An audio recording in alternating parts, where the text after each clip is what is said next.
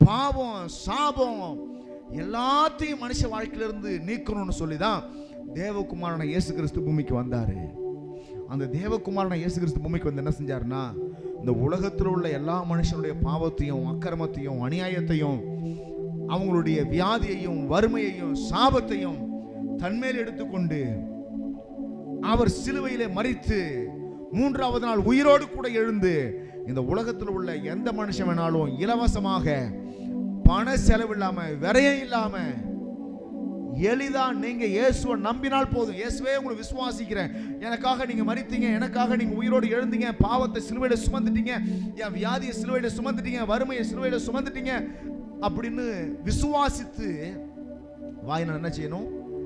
அறிக்கை பண்ணணும். இப்படி செய்தா யாரெல்லாம் நம்புறாங்களோ, யாரெல்லாம் விசுவாசிக்கிறாங்களோ, எந்த பாகுபாடும் இல்லாம, எந்த வித்தியாசமும் இல்லாம எல்லாருக்கும் என்ன செய்றாரு? ஆண்டவர் மன்னிக்கிறாரு. எல்லாருக்கும் என்ன செய்றாரு? மன்னிக்கிறாரு. நீங்க கெட்டு போகாதபடி உங்களை பாதுகாக்கிறார். ஆமென் சொல்லலாமா?